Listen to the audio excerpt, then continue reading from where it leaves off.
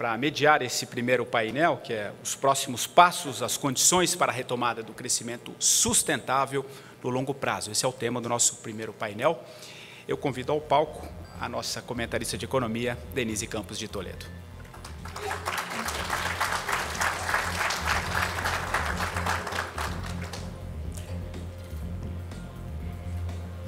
Para participar dos debates desse primeiro painel, convido também ao palco Zeina Latif, economista-chefe da XP Investimentos.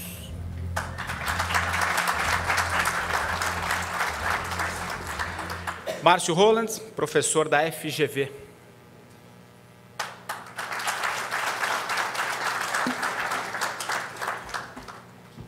Cláudio Fristac, presidente da Interb Consultoria Internacional de Negócios. E também Carlos Langoni, economista, consultor da Vale, diretor da FGV.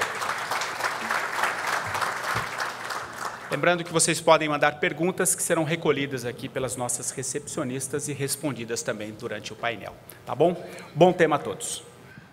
Bom dia a todos. Antes de mais nada, o doutor Langoni só queria fazer uma retificação a essa questão da Vale, que nós não excluímos. Ele é diretor do Centro de Economia Mundial da Fundação Getúlio Vargas, ex-presidente do Banco Central. Eu falo bom dia a todos, eu quero agradecer muito a participação de todos. Dois aqui dos nossos painelistas vieram de fora numa semana complicadíssima para o país, complicadíssima para a economia brasileira, mexe com expectativas, com perspectivas. Então, o Cláudio e Carlos Langoni vieram do Rio de Janeiro de madrugada. Então, o Cláudio ainda tomou um banho de piscina hoje, é isso? Começa o dia assim, ele só começa, ele não escapa nunca, nem pegando o avião às 6 da manhã, ele não deixa de nadar antes. Para acordar rápido. Acorda mesmo, com certeza. Bom, e vamos falar, então, do que pode acontecer com a economia brasileira, o que tende a acontecer com a economia brasileira, para que a gente possa confiar num crescimento de longo prazo. Eu gostaria de falar com a Zeina, vamos defender as mulheres, né, Zeina? Vamos começar por aí, porque nós estamos acompanhando aí uma revisão para pior das projeções de crescimento deste ano. Eu acho que até essa crise provocada pela mobilização dos caminhoneiros deixou evidente graves problemas que nós temos no país, desde a infraestrutura, logística, até os problemas relacionados à tributação, a pouca margem de governo, de trabalho do governo por causa do desequilíbrio fiscal. Então, tem a questão tributária. Então, acho que a gente pode avaliar várias coisas em relação a esse cenário, mas eu queria a sua avaliação nisso e como é que a gente pode pensar um Brasil que tenha condições de crescer de verdade, no longo prazo. Bom, bom dia, eu agradeço o convite. Não há dúvida que o alicerce do crescimento é a estabilidade macroeconômica, portanto, o equilíbrio fiscal. Esse é alicerce, não é isso que vai fazer o Brasil crescer num ritmo acelerado e diminuir a distância em relação ao resto do mundo, mas sem isso não tem como, né, levantar a parede do crescimento. Então, essa agenda de ajuste fiscal, ela é pedra fundamental. Isso não tem dúvida em relação a isso, vai ter que ser a primeira medida do próximo presidente. Porque se o fiscal fica bagunçado, a gente vai para um quadro parecido com o que foi ali no início de 2016, que você não sabe para onde vai a dívida pública, portanto, para onde vai a cotação do dólar, para a inflação, a Selic. Esses parâmetros, eles são essenciais. A segunda questão é destravar a produtividade. Né? E você colocou bem, isso tudo que está acontecendo hoje com o Brasil é a forma da gente sentir na pele as restrições do país. Quando a gente fala em produtividade, são 3 pilares principais. O primeiro, o ambiente de negócios, que tem muito a ver com a questão tributária, né? Acho que já foi colocado muito bem pelo Afif.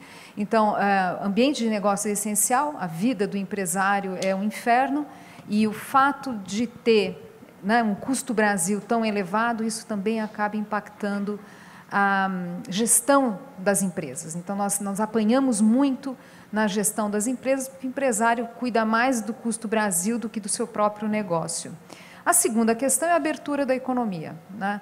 O Brasil é a economia mais fechada do mundo, eu não me refiro ao peso das exportações, das importações no PIB, que é naturalmente baixo num país com as dimensões do Brasil, com um mercado interno tão forte, e na América Latina tem uma questão de localização, o Brasil é muito isolado, e nem temos a costa do Pacífico, é do Atlântico, para piorar. Mas o fato é que abertura é essencial. Quer dizer, o que faz as pessoas investirem, saírem da sua zona de conforto é a competição, né? Eu adoraria que a XP fosse monopolista, mas certamente isso não faria bem a ninguém.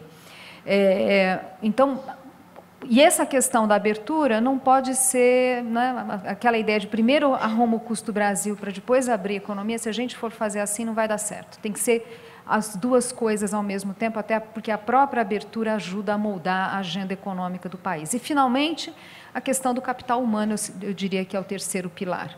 Então, você precisa avançar também nisso. Quer dizer, se você só abre a economia, acho que o Collor teve uma contribuição, iniciou o processo de abertura, mas é importante que os outros pilares caminhem juntos. E o capital humano, a gente precisa correr, um ponto que tem sido levantado muito pelo Ricardo Paes de Barros, é que a gente está agora no número máximo de jovens na nossa sociedade, começa a decair esse número a partir de 2022, 2023, coincide com o fim do bônus demográfico, e os nossos jovens estão absolutamente despreparados. Então, tem que avançar nessas três agendas, aqui falando rapidamente.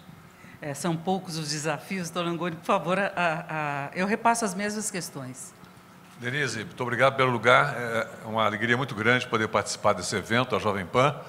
Aliás, do aeroporto, vindo para aqui, para o auditório, o motorista estava ligado na Jovem Pan, inclusive, certamente na expectativa desse debate. Eu gostaria de apenas chamar a atenção de que o modelo de crescimento baseado na liderança do Estado esgotou-se. Quer dizer, não é mais possível repensar em qualquer forma, qualquer alternativa de crescimento sustentado que não passe por uma profunda reforma do Estado.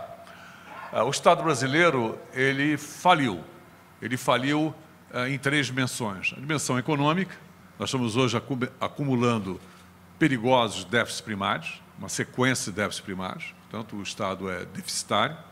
Ele faliu financeiramente, nós temos uma relação dívida-PIB explosiva, uma trajetória explosiva, que precisa ser revertida, precisa ser estabilizada e revertida. E ele faliu também em termos de gestão. Mesmo quando existem recursos, a operação do setor público brasileiro é extremamente ineficiente. E a evidência disso é a corrupção sistêmica colocada a nu pela Lava Jato. Portanto, a reforma do Estado é o ponto de partida para o reencontro com o crescimento sustentado. Isso significa, em primeiro lugar, uma agenda de reformas, é uma sequência de reformas, estamos falando aqui da reforma da Previdência, da reforma tributária, que o AFIP destacou muito bem. É fundamental também viabilizar uma transição de um modelo que até recentemente era comandado pelo consumo das famílias para um modelo que seja liderado pelo investimento e por ganhos de produtividade. Eu concordo plenamente com a visão de que a combinação aumento do investimento e ganhos de produtividade é essencial para o reencontro do crescimento sustentado. O Brasil está crescendo de forma muito frustrante, subótima, um crescimento em torno, esse ano, de 2%, é a metade da média dos emergentes, portanto, nós precisamos elevar o PIB potencial e, para isso, é essencial um processo de abertura multidimensional da economia. Não é apenas a abertura comercial, que pode ser um processo de negociação, em alguns casos precisa ser até uma abertura unilateral, mas é também uma abertura na área de investimentos, para atrair um volume maior de investimentos diretos estrangeiros, principalmente para o país, quer dizer, oxigenar esse ambiente de negócios através de um ambiente mais atraente para o investidor privado e, finalmente, uma abertura que inclua a componente tecnológica.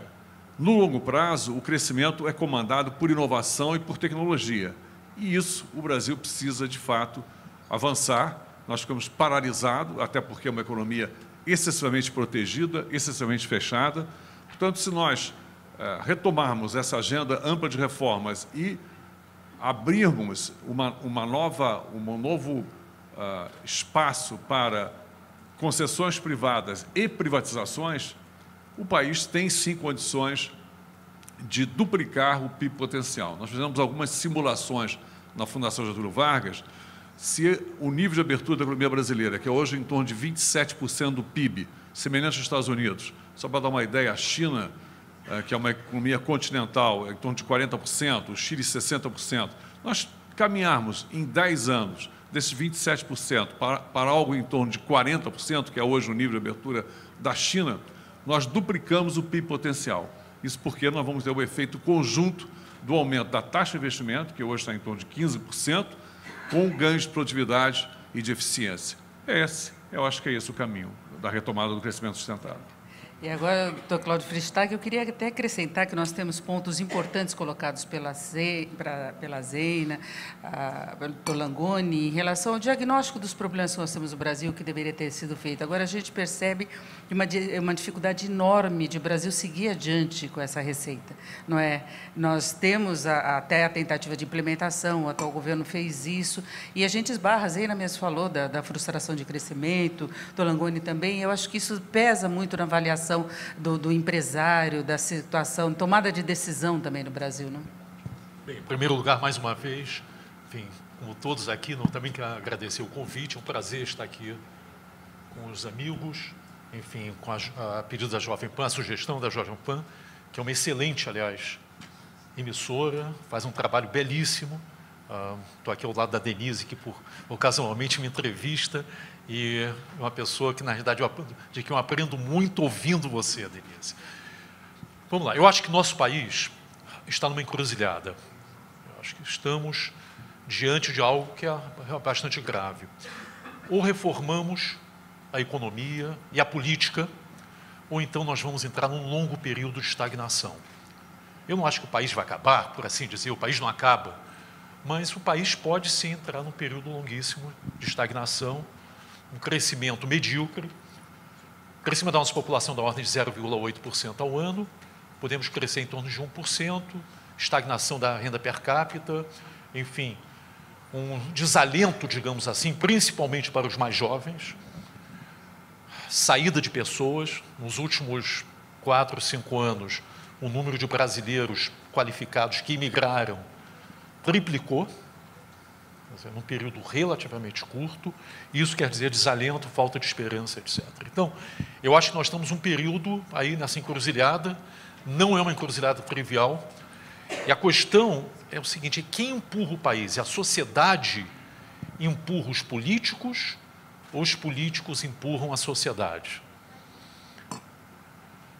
Quando você tem lideranças extraordinárias, como Nelson Mandela, por exemplo, na África do Sul, enfim, nós já vimos casos de grandes lideranças, essas lideranças empurram a sociedade, esclarecem a sociedade, empurram, apontam um rumo e convencem a sociedade da importância das mudanças.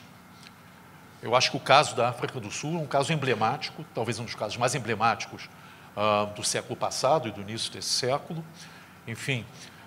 E nós, infelizmente, não temos um Mandela, nem todos os países têm esse luxo de ter Mandela, mas o Macron, por exemplo, surgiu na França com a capacidade, com a juventude, com a força de convencer o eleitorado da importância de seguir adiante as reformas num país que é razoavelmente conservador. Eu não vejo, enfim, por mais que nós, enfim, eu não vejo a sociedade empurrando os políticos. A sociedade, na realidade, eu sei que isso é uma mensagem um pouquinho pessimista, eu não sou uma pessoa pessimista, mas o eixo político da sociedade está deslocando na direção do populismo. Infelizmente, isso é um fato. Mais do que nunca, nós precisamos pessoas no Congresso, fora do Congresso, que fazem política, enfim, tomar uma liderança no sentido das reformas que foram mencionadas aqui, pela Zeina, pelo meu amigo Langoni. Infelizmente, nós, economistas, temos tido uma capacidade muito limitada de convencimento.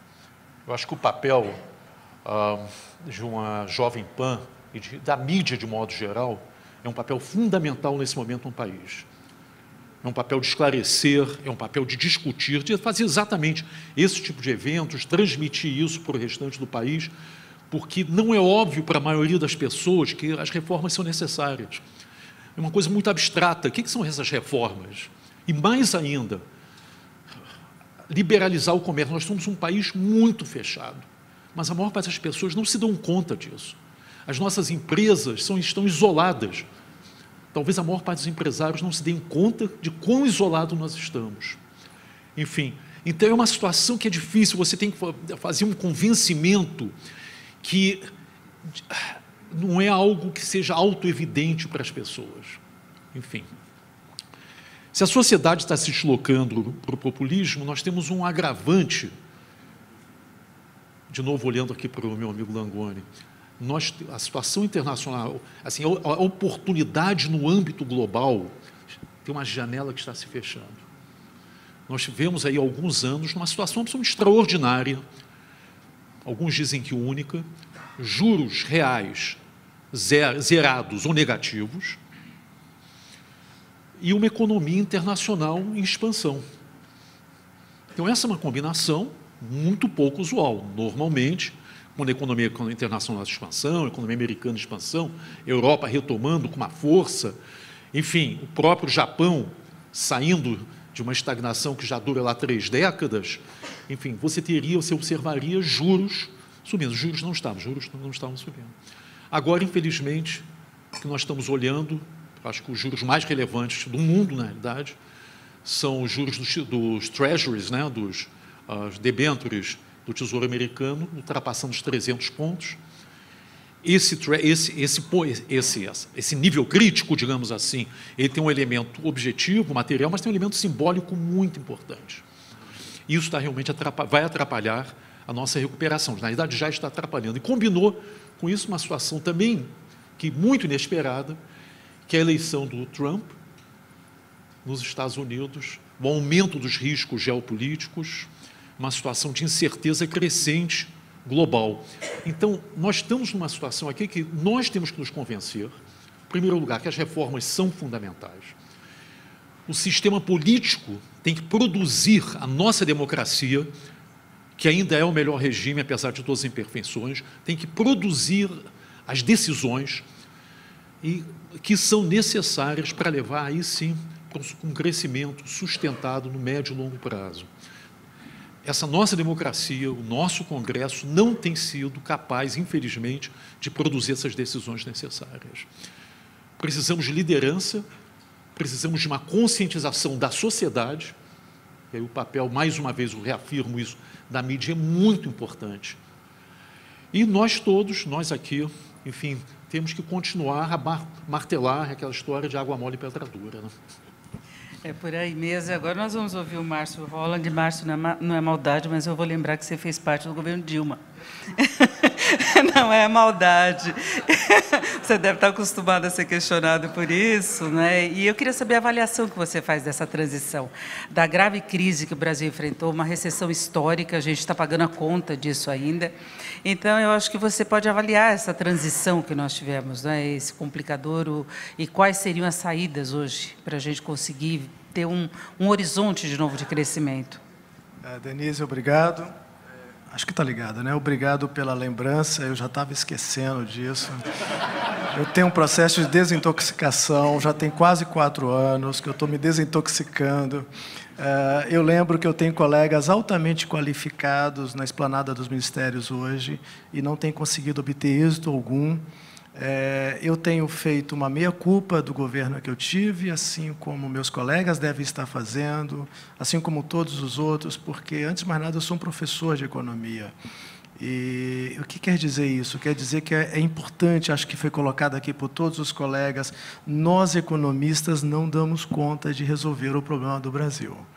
Começa por aí. Eu acho que nessa mesa aqui, se a gente for conversar um pouquinho mais, não vai demorar muito, a gente vai achar uma convergência de ideias e de propostas. Mas não vai adiantar muito. Não vai adiantar muito porque o Guilherme Afife Domingos foi muito claro. Sem uma reforma política, sem uma reforma das instituições socioeconômico-política brasileira, nós estamos fadados àquilo que o Cláudio colocou, a mediocridade. Eu acho que não é um governo, são sucessivos governos fracassados no Brasil. Se a gente for recuperar, o governo Lula I FHC 1 teve seus problemas, Lula 1 teve seus problemas, 2 teve seu problema, Lula 1, Lula 2, Dilma 1, Dilma 2. Nós temos tido no Brasil, desde os governos democráticos, tá, momentos de normalidade, anos de normalidade. Até o governo Dilma 1 teve um ano de normalidade, o ano de 2011. Até o governo Dilma 1 teve normalidade. O governo Temer também teve normalidade, um ano de normalidade. E acabou. Tá? E acabou. Já faz um ano que esse governo está quebrado. Na verdade, eu acho que vale, o Brasil hoje precisa fazer uma reflexão mais profunda, e eu gostaria de convidá-los à conversa mais impactante na linha do Cláudio, de que a gente precisa convencer a sociedade. Eu acho que a gente só vai conseguir convencer a sociedade se a gente tiver informações muito impactantes. Tá? Uma delas é: o capitalismo brasileiro está fracassado há muitos anos, desde os anos 80. Desde os anos 80, que a produtividade do trabalho do Brasil praticamente está semi-estagnada. As regras do jogo do capitalismo brasileiro são arcaicas. O modo de fazer negócio no Brasil é arcaico há muitos anos, há mais de 3 décadas. Nós não temos incentivo ao empreendedorismo no Brasil. Que me perdoe, Guilherme Afife Domingos, o empreendedorismo no Brasil hoje, pelo MEI, é pejotização barata. Não é microempreendedorismo. Nós não somos empreendedores, nós não somos inovadores no Brasil. Nós não estamos aquilo que a Latifa falou, a Zênia falou, Latif falou, nós não temos no Brasil um ambiente de negócios. Nós não temos ambiente de negócios há muitos anos. Há pelo menos 3 décadas no Brasil. As instituições brasileiras são muito ruins, política, econômica, social. Quando nós, economistas, apresentamos uma proposta, é preciso vir com uma proposta de blindagem institucional também. Não adianta vir só uma proposta econômica. Logo ela se desfaz, ela vai para o Congresso, ela se desmonta. Ela se desmonta.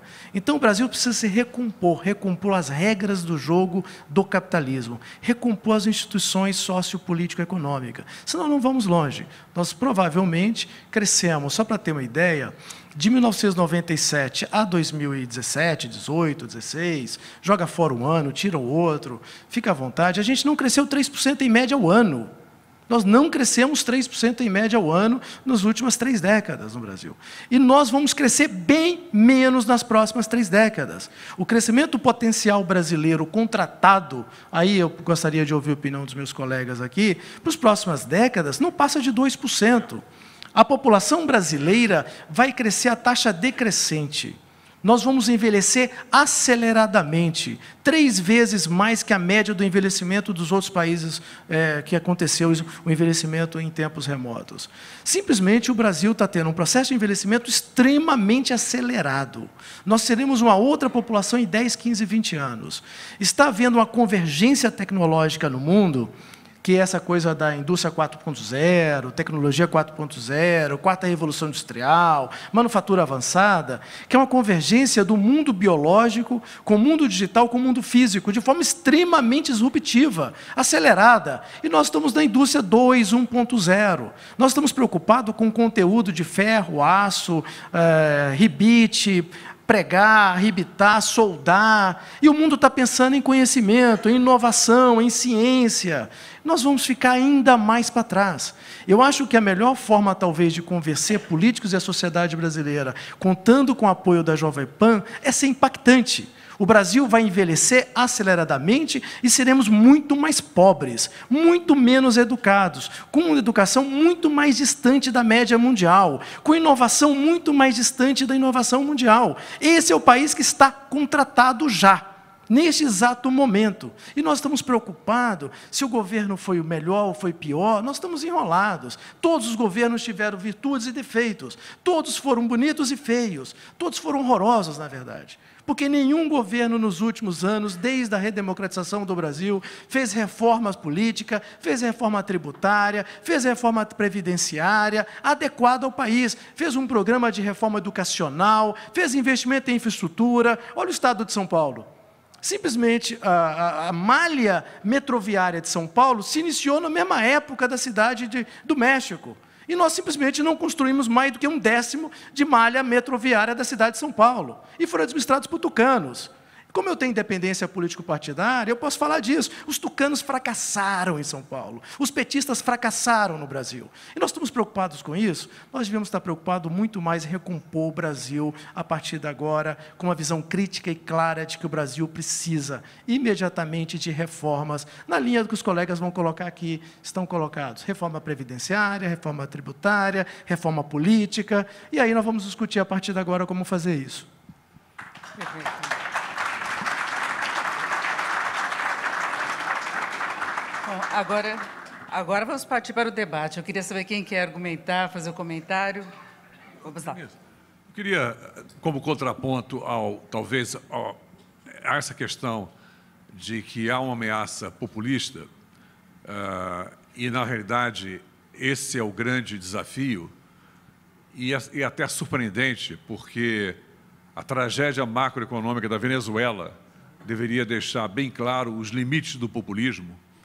Veja, uma sociedade que foi destruída por políticas irresponsáveis e por uma intervenção absurda do Estado na economia. A Venezuela, há 30 anos atrás, era um dos países de renda per capita mais elevada da América Latina. Hoje é um país que vê, pela primeira vez na região, um êxodo de migração para outros países, inclusive para o Brasil. Então, você tem, de fato, esse é o paradoxo da América Latina. Você tem exemplos de que o populismo, a intervenção excessiva do Estado, ela termina com uma grave crise institucional, inclusive de natureza política. Quer dizer, hoje a Venezuela combina um regime autoritário com o descalabro econômico, com retrocesso econômico, hiperinflação e recessão profunda. Então, eu acho que esse exemplo, que é um exemplo muito próximo a nós, e outros exemplos da própria Argentina peronista e de outras economias, e o contraste com aquelas economias que optaram na democracia por um processo de abertura consistente e coerente. Temos aqui o Chile, pós-ditadura.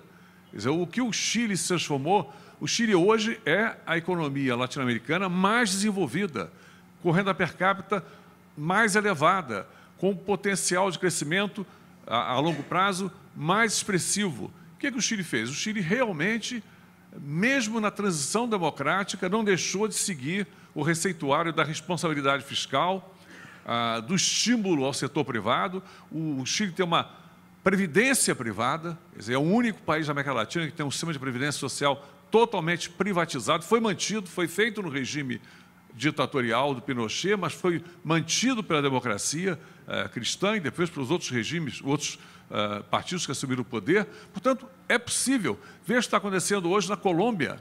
Colômbia, que era um país que viveu um problema gravíssimo de narcotráfico e terrorismo, conseguiu, preservando a democracia, aprovar reformas e é hoje uma economia dinâmica, com potencial de crescimento muito expressivo. Portanto, eu gostaria de recolocar a questão que o Cláudio, de forma muito interessante, apresentou. Será possível que o Brasil vá, de novo, ter uma recaída heterodoxa? Eu acho que a restrição fiscal é tão severa, é tão grave, que o próximo presidente da República, seja ele quem for, terá que necessariamente embarcar numa agenda de reformas. E eu digo isso porque a crise fiscal não é apenas a crise fiscal federal, é uma crise gravíssima a nível dos estados e a nível de municípios. São poucos estados brasileiros que não vivem uma crise aguda fiscal semelhante aos números que eu apresentei de relações insustentáveis de dívida PIB. Portanto, existe, de uma certa maneira, eu queria apresentar uma visão um pouco distinta, apesar de todas as dificuldades da necessidade da reforma política. Eu acho que o pragmatismo vai vencer a ideologia nos próximos anos, nessa eleição. Eu acho que a realidade do país, e o Márcio colocou muito bem, eu acho que estamos fadados. A escolha é estagnação a longo prazo, piora na distribuição de renda. Nós tivemos um retrocesso grave nos índices de mobilidade social, que nós tanto nos orgulhamos. Houve um período em que conseguimos combinar crescimento com melhoria de distribuição de renda e aumento da mobilidade. Hoje nós temos o pior cenário, que é um cenário de estagnação com desigualdade. Então, essas opções, elas são tão graves que eu acho que, sim, terão que ser debatidos durante a campanha eleitoral, terão que ser debatidos pelos diversos candidatos, e a sociedade brasileira vai ter que fazer essa escolha de forma definitiva. É um momento histórico, quer dizer, é, de fato, a hora de nós escolhermos entre o crescimento com mobilidade ou uma estagnação prolongada que vai levar a uma grave crise político-institucional. A Zeina pediu para falar. Eu queria só acrescentar uma coisa, que eu falava do diagnóstico, que todos fazem muito corretamente, agora a aplicação vai depender muito da sociedade. E eu não sei se a sociedade está preparada para isso, até pelas manifestações que a gente vê muito nas redes sociais, mesmo pelos internautas da Jovem Pan, que participam muito. A gente vê uma aversão à política que pode levar a esse populismo, não só de esquerda, mas de direita. Eu acho que tem um risco gravíssimo. Zeina, por favor. Eu tenho várias concordâncias aqui, queria alinhavar aqui só para colocar alguns pontos adicionais. Acho que o Márcio colocou muito bem, o Brasil envelhece rapidamente. Em 2030, a gente vai ter o dobro de idosos em relação a 2015. Isso tem uma repercussão enorme nas contas públicas, na gestão, portanto, das políticas públicas, no ambiente macroeconômico, né, porque você vai ter um impacto na dívida, enfim, todas as variáveis macroeconômicas, e na capacidade de crescimento, uma vez que, no relativo, você vai ter menos pessoas carregando o piano e o piano vai estar mais pesado. Então, precisa destravar a agenda de produtividade para compensar a demografia. Senão, se isso não acontecer, eu concordo aqui, vai ser um país com renda per capita estagnada, o que é muito grave para um país que tem tantos desafios sociais. Acho importante a gente lembrar aqui que 60% da nossa população, a renda média per capita é de um salário mínimo. E é muito grave, 60%. Né? Então, não tem mais espaço para gradualismo. Né? A gente tem uma situação hoje muito dramática, principalmente dos jovens. Não é à toa que os jovens ficam mais sensíveis a discursos populistas. Deixamos uma herança ruim. Tem que correr nessa agenda para o país avançar nesses desafios todos. Concordo com você, Langoni. Eu acho que tem um lado ironicamente bom do dinheiro ter acabado. Tem um lado bom. E acho que o Brasil administra melhor crises do que a bonança. Eu realmente acho isso. O lado bom do dinheiro ter acabado é porque força a sociedade, a classe política, a rever as políticas públicas que a gente tem hoje. Um monte de política que nos atrapalha o crescimento. Nós temos um Estado que é muito autoritário na economia, intervém demais. Prova disso é o que está também acontecendo agora nos caminhoneiros, é uma longa discussão. Eu recomendo a leitura do Samuel Pessoa na Folha no domingo, né? Como tem a ver com decisões passadas de estimular demais a compra de caminhões, enfim, mas eu vou deixar isso para lá. Mas o ponto é que é um Estado que é muito autoritário, só que o dinheiro acabou, né?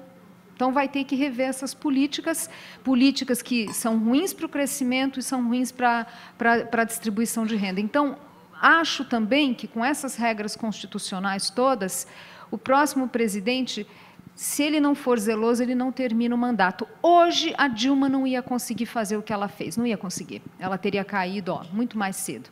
Né? Aliás, ela nem teria sido diplomada para começar o seu segundo mandato à luz do que foi feito. Não se rasga a lei de responsabilidade fiscal assim. Hoje, o Tribunal de Contas também está de olho, reforçando o seu ponto, quer dizer, além do dinheiro ter acabado, as nossas instituições de controle, elas também estão mais presentes, mais atentas a isso. Agora, o que eu gostaria de colocar e fazer a ponte com essa discussão é o seguinte, aí eu sou um pouco mais generosa com a nossa classe política. Acho que a nossa classe política, ela, de alguma forma, reflete a nossa sociedade, não reflete perfeitamente uma reforma política, claro que seria importante, mas eu acho que eu não gosto da ideia de rasgar o nosso passado recorrentemente. Né? O governo militar, nós tivemos o Castelo Branco, foi um excelente presidente. Mas era um governo, era militar, pois é, teve acertos, teve erros, e nós tivemos mais acertos do que erros no Castelo Branco. Fomos deixando aí, né, cada presidente, de alguma forma, uns mais, outros menos. Acho que o Collor deixou sua herança, o Fernando Henrique deixou sua herança, o Lula também deixou sua herança. Tiveram equívocos e têm que ser apontados, e a imprensa tem um papel essencial. E muitas vezes a imprensa se calou. A Dilma eu gostaria de conseguir elogiar, eu não consigo. A única coisa que eu acho que foi positivo da Dilma é que o estrago foi tão grande que força o amadurecimento do debate econômico do país. Foram tantos equívocos de Estado que intervém demais, autoritário, bagunçou a macroeconomia, gerou essa recessão e isso gera um amadurecimento do debate econômico. Hoje o empresário tem que pensar um pouquinho mais antes de ir para Brasília pedir subsídio, tem que pedir combate ao custo Brasil. Agora, esse processo não é um processo imediato, tem o Brasil velho, que quer se manter ainda. O exemplo agora das coisas que foram cedidas para os caminhoneiros, tem um monte de coisa de Brasil velho ali, fruto de um governo que está enfraquecido em ano de eleição, né? Agora, mostra também que a sociedade não compreende os desafios que tem pela frente. Então, tentando fazer um pouco a ponte, Denise, eu acho o seguinte, o próximo presidente, ele vai ter que ter capacidade de diálogo, ele vai ter que ter capacidade de enfrentamento no Congresso, essa coisa de machão que bate mão na mesa e acha que vai ser do meu jeito, eu não acredito. Eu acho que tem que ser alguém com habilidade política e capacidade de diálogo, mas uma capacidade, sem dúvida, de diálogo com a sociedade, né? E, claro, a sociedade não vai entender os detalhes de uma reforma da Previdência, mas eu acho que tem que caminhar para ter um maior diálogo em relação aos desafios do Brasil. E aí, meu último comentário, que eu já falei demais, é o seguinte, a gente está diante de, né, estamos aí às vésperas de uma eleição, o que eu torço é que os candidatos sejam responsáveis no seu discurso, não só naquilo que propõem, mas o respeito pelo outro. Essa divisão do país, de apontar o dedo, colocar o dedo no olho do outro, só nos fez mal. A divisão do país, essa sociedade hoje que está nada coesa, isso só atrapalha na hora de aprovar uma reforma. Quem ganhar a eleição vai ganhar com uma margem pequenininha, porque hoje é uma sociedade muito mais dividida, pulverizada, interesses pulverizados. Então, assim, que tenham responsabilidade. Agora não é a hora do dedo no olho, agora é a hora de propor coisas sérias, enfim, coerentes, que façam sentido econômico, porque senão a gente não vai, né, vai ganhar a eleição, não vai conseguir avançar nesse diálogo. Não é dividindo a sociedade que você vai no dia seguinte governar o país. Doutor Cláudio, por favor.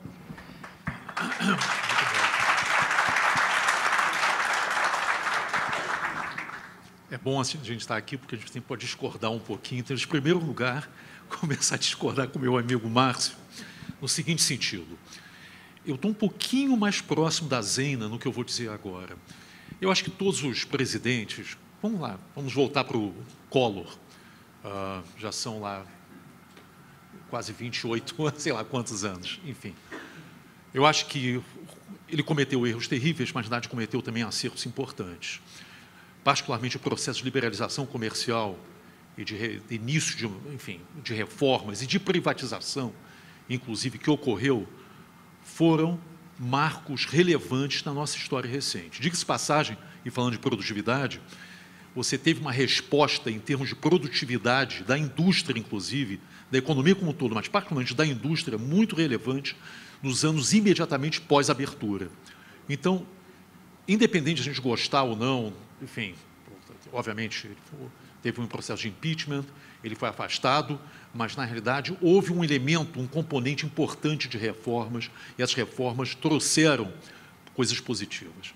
Eu acho que tanto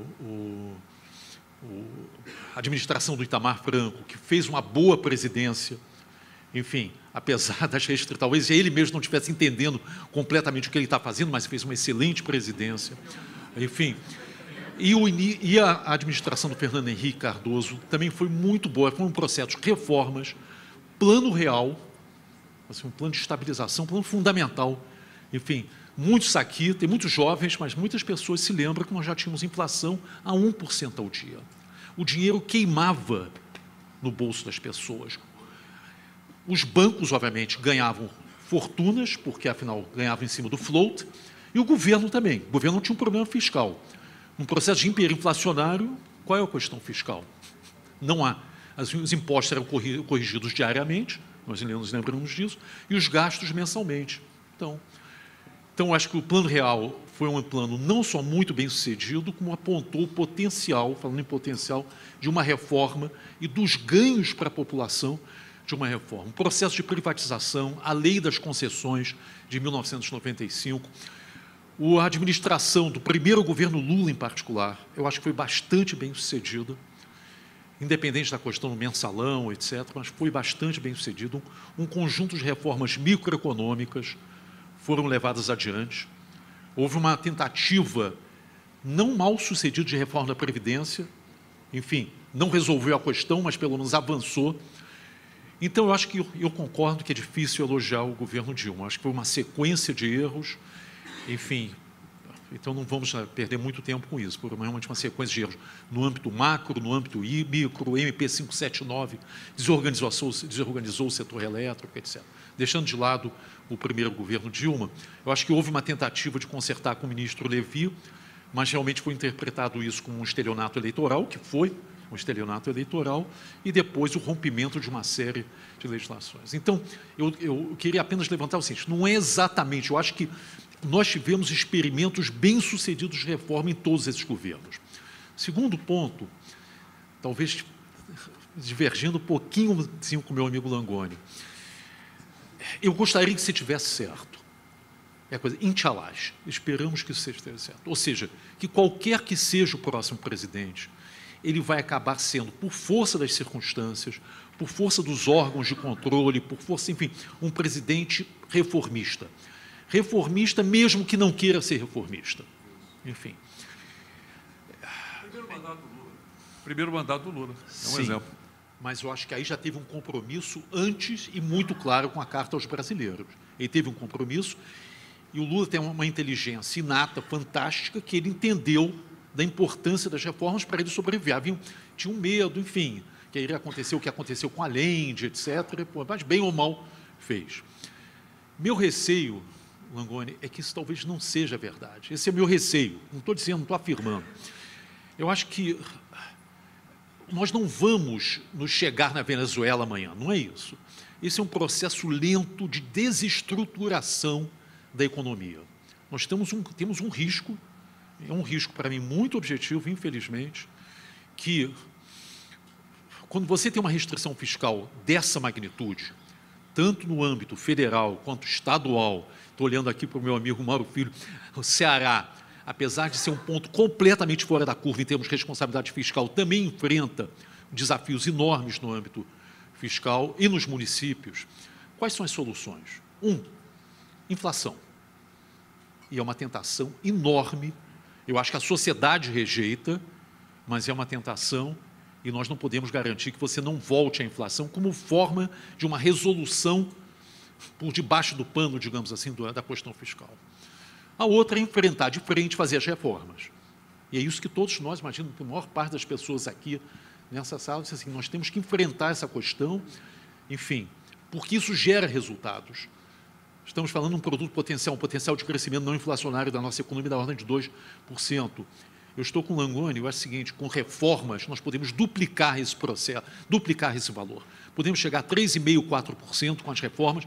Obviamente, temos muitos ventos pela frente, a questão demográfica é gravíssima, nós ainda não tomamos pleno conhecimento disso, nós sabemos, mas nós vamos ver os efeitos mais adiante, e a resposta é a produtividade. Nós não tivermos ganhos de produtividade, nós não vamos voltar a crescer, e os ganhos de produtividade vão vir com as reformas. Vieram em outros países, como o Chile. Eu acho que o exemplo do Chile é um exemplo marcante, porque a democracia não destruiu os ganhos que foram obtidos. Isso é muito importante. Se consolidaram. Isso graças à liderança, quer dizer, grandes políticos pós-ditadura, enfim, Frei e outros. Mas eu acho que, então, você tem as reformas podem levar a um aumento do potencial de crescimento. Mas você tem uma terceira opção também, que é a estagnação. Essa estagnação vai desembocar numa crise política. Alguém mencionou aqui, acho que foi você, enfim, é verdade isso.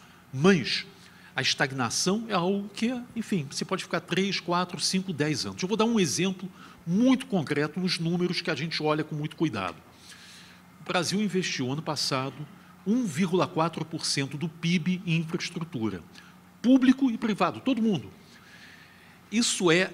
Como é que eu posso classificar isso? Primeiro, assim, o menor valor, proporcionalmente, ao PIB dos últimos 50 anos. Nós fazemos essas contas, olhando desde a década de 70, enfim, é o menor valor. Segundo lugar, fizemos um trabalho, ano passado, por IPEA, calculando o estoque de capital em infraestrutura e a necessidade mínima para repor esse estoque. Essa necessidade mínima é acima de 2%. Nós investimos, então, ano passado, uma coisa inferior ao necessário para repor esse estoque, repor a depreciação do capital fixo, mais ainda quando você calcula o per capita. Tá? Então, 1,4 é um número completamente medíocre, é um número de estagnação. O que está acontecendo esse ano? O Estado brasileiro está quebrado, exatamente isso. E nós sabemos, nós temos um secretário de Tesouro fantástico, tivemos uma secretária de Tesouro maravilhosa, a Ana, e temos hoje, a Ana Paula Vescovi, um secretário de Tesouro fantástico, Mansueto. O que o Mansueto nos diz e repete ad nauseam, corretamente? Que daqui 2, 3 anos, estamos em 2018, em 2021, não vamos ter recursos para o custeio da máquina, que dirá para o investimento. Então, só para terminar, Luciano, que estou me alongando um pouquinho, é o seguinte, ou seja, o setor público perdeu sua capacidade de investimento. E, consequentemente, sem reformas, o setor privado não irá expandir seus investimentos em infraestrutura. E, consequentemente, nós vamos continuar num nível basal de 1,4%, 1,5% esse ano, possivelmente. Então, as reformas são imprescindíveis. A questão é como convencer a sociedade brasileira disso, né? Olha, o nosso reloginho já zerou, mas eu acho que vale a gente fazer uma consideração final. Eu peço 2 minutos para cada um. Patrick já está falando lá que eu tenho que parar, que nem no Jornal da Manhã, que a entrevista já foi muito além, mas eu acho que foram colocados pontos relevantes, importantíssimos, quando a gente pensa em futuro do país. Então, vamos aqui pela ordem. 2 minutos, por favor, só, cada um. Bom, eu vou terminar meus comentários citando o grande economista liberal Roberto Campos. Ele tem uma frase genial, que eu acho que se adequa muito ao momento, é o seguinte: o problema brasileiro não é a dívida externa, e sim a dúvida interna. Quer dizer, nós temos que superar essa dúvida. E nesse sentido, eu acho que a crise fiscal, a restrição orçamentária... Eu vivo no Rio de Janeiro. Meus amigos, o Rio de Janeiro ficou 1 ano sem pagar aposentados. Quer dizer, a Grécia é aqui. Nós já chegamos ao fundo do poço em termos de crise do setor público.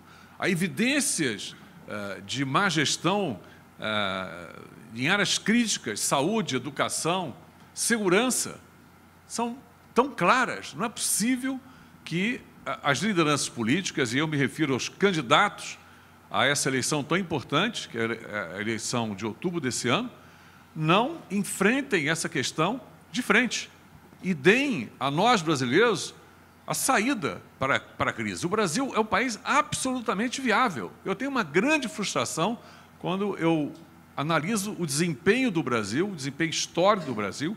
É um crescimento subpotencial, ciclotímico, instável e acompanhado de uma distribuição de renda extremamente regressiva. Então, nós temos, sim, todo o potencial para virar esse jogo, e eu acho que o momento é um momento de escolha, e eu continuo apostando de que o pragmatismo vai vencer a ideologia. Eu não vejo espaço para a irresponsabilidade de uma recaída populista. Márcio, por favor. Bom, eu vou seguir um pouco, depois da minha primeira passagem aqui, bastante pessimista sobre as raízes do problema brasileiro, que é muito mais profunda do que questões ideológicas desinteressantes, político-partidárias desinteressantes. Está matando o Brasil, está acabando com o Brasil. Essas escolhas de debate ideológico, partidário, está acabando com a gente. Nós estamos nos sabotando por isso. Mas eu vou fazer um certo, como é que eu diria, um statement otimista. Acredite se quiser. É possível termos otimismo no meio de tudo isso. Por quê? Acho que o Langoni tem razão com o pragmatismo. Eu ficaria com a frase do Langoni de que não tem outra saída para qualquer que seja o próximo quase improvável presidente que não pragmatismo.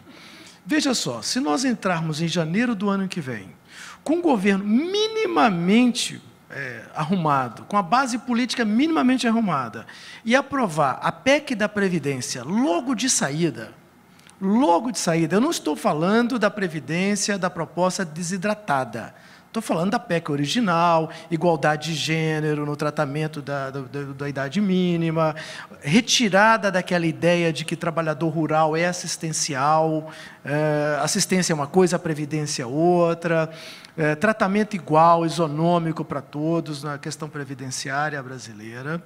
Se o governo aprovar essa medida, a mudança de humor com relação ao Brasil vai ser extraordinária. Eu estou pedindo pouco, porque eu sei que está vindo algo muito pior em termos de tecido político.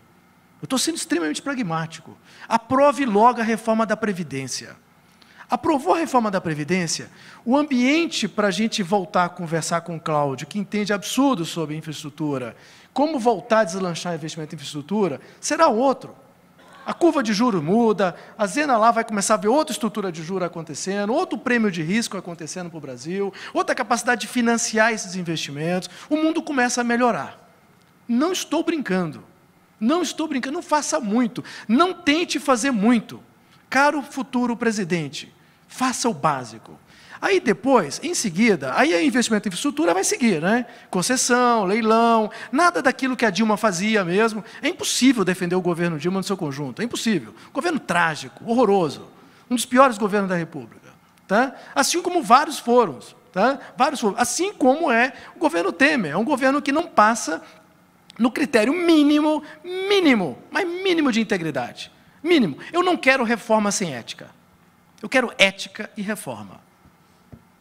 Tá? Não quero defender governo sem ética. Tá? Eu acho um absurdo nós, economistas, defendemos reforma independente da ética. Me lembra aquela velha frase malufista, rouba mais faz, rouba mais reforma. Tá? E aí, depois, sabe o que ele deveria fazer? Chamar lá a turma do CECIF, Bernardo Api, Eurico de Santi, e iniciar, dar prioridade à reforma tributária. Nenhum governo, desde a redemocratização brasileira, deu prioridade à reforma tributária. Não sei se está claro. Ela não acontece, não é porque o governo quer ou não quer, porque não deu prioridade. Sabe por quê? Porque os próprios empresários aqui presentes, inclusive alguns deles, sabotam. Sabe por que sabotam? Porque no dia seguinte vão perder regimes especiais. Ah, mas eu vou perder aquele crédito tributário do PIS/COFINS. Mas eu vou perder aquele crédito tributário do IPI. Mas o que eu vou fazer com a compensação do meu crédito tributário? Nós nos sabotamos. Nós preferimos aquela confusão que o AFIF colocou, porque me dá um crédito na planilha Excel. Eu prefiro ter um problema de conformidade, de compliance tributário, porque eu vou perder uns peanuts de dinheiro na planilha Excel. Os empresários sabotaram não sei se vocês sabem, os empresários sabotavam a privatização do Brasil dos anos 80. Eles sabotam a reforma tributária e defendem a reforma tributária. Está na hora dos empresários elegerem isso como prioridade absoluta do próximo governo. Porque a Previdência já está dada. A infraestrutura, o Cláudio vai saber lidar com isso, pode explicar para vocês com muito calma. E aí vem a tributária, acabou. A mudança de humor do Brasil vai ser extraordinária. Extraordinária. Temos chance de ter um país que dê certo. Está muito perto de dar certo. Basta isso. Muito obrigado. Considerações finais? Mais 2 minutinhos, Zena? Não, eu concordo que assim, é uma agenda, tanto do lado fiscal quanto dessas medidas estruturais para alavancar a produtividade, são agendas politicamente muito difíceis. No final, a sociedade não quer reformas. Acho que o exemplo que o Márcio colocou é muito concreto, né? Você fala em vamos simplificar a estrutura tributária. Quem está pagando abaixo da média, né? Porque tem benefícios, porque tem se beneficia de alguma exceção, de alguma regra, reage contra. A gente viu, por exemplo, agora na discussão do cadastro positivo, os cartórios eram contra, né? Então, ninguém quer reforma de verdade, por isso a importância da política, né? Cabe aos economistas levar as melhores propostas possíveis, consistentes, mas no final o processo depende da política e isso vai exigir, obviamente, muita habilidade do próximo presidente. Agora, acho que esse ponto é essencial da dificuldade de uma reforma como essa, uma vez cada distorção no Brasil tem dono, né? Cada distorção ali tem um dono que reage diante da mudança, é que vai ser um teste de maturidade para o país a gente ter esse cenário à la Langoni, acabou o dinheiro, então a gente vai ter que avançar nas agendas, é um teste de maturidade, né? Não dá para a gente querer da classe política mais do que ela pode entregar. Se nós temos um setor produtivo, se nós temos uma sociedade que cada um defende o seu, daí não vem depois colocar a culpa nos políticos. Se é para ir para Brasília para pedir subsídio, então depois não venha colocar a culpa nos políticos. E faço a ponte aqui agora com essa questão dos caminhoneiros. Claro que tem distorções, claro que tem direito à paralisação, mas isso que está acontecendo é sim um absurdo. O governo acaba cedendo ao modelo do Brasil velho. A gente tinha que estar tomando conta das pessoas e gerando emprego. Essa tinha que ser a prioridade agora. E não atender a grupos de interesse. Nós estamos falando de 13 milhões de pessoas desempregadas, nós estamos falando de 28% dos nossos jovens desempregados, e a gente está tendo que, né, estamos deixando de lado isso para atender a interesses corporativistas. Não estou falando que não tem razão parte do pleito, não estou dizendo isso, mas a forma como tudo está sendo conduzido gera preocupação e nos faz lembrar que esta agenda de ajuste não é uma agenda fácil, né? E lamento também o oportunismo de alguns candidatos diante dessa situação agora. Doutor Cláudio, agora, rapidamente, por favor. Então, basicamente, assim, nós não temos que esperar 1º de janeiro. Eu acho que esse trabalho de forçar uma definição dos candidatos, que, obviamente, nós estamos num regime presidencialista, então, quem for assumir o dia 1º de janeiro tem uma importância fundamental para o futuro do nosso país e, certamente, para os próximos 4 anos. Eu acho que o nosso papel aqui, de todos nós, enfim, de vocês na mídia, é forçar uma definição dos candidatos. É exigir exatamente o que os candidatos propõem e com que meios eles vão realizar essas propostas, meios materiais e meios políticos. Nós não temos muito tempo, nós estamos no finalzinho de maio, temos 6 meses adiante, ou menos ainda, as eleições são em outubro. Eu acho que nós vamos ter uma janela aí de 90 a 120 dias, digamos 90 dias, para que a sociedade se mobilize e cobre dos candidatos. Eu acho que cada uma dessas pessoas tem direito, obviamente, cívico, de se candidatar, seja para deputado, mas o mais importante, para presidente, e nós temos uma obrigação cívica de cobrar desses candidatos uma definição, o que eles se propõem para o nosso país, para nós enfrentarmos os próximos anos. Eu acho que é isso. Bom, foi ótima a nossa conversa. Eu, como da área de economia, ficaria aqui a manhã toda, mas temos muito mais coisa a discutir, infraestrutura, situação da indústria, e vamos ouvir também economistas que estão trabalhando com os candidatos, né? Nós já temos aqui o Mauro presente, outros, vamos ver o desenrolar de toda essa conversa. Agradeço mais uma vez muito a presença de vocês, foi ótimo, é isso.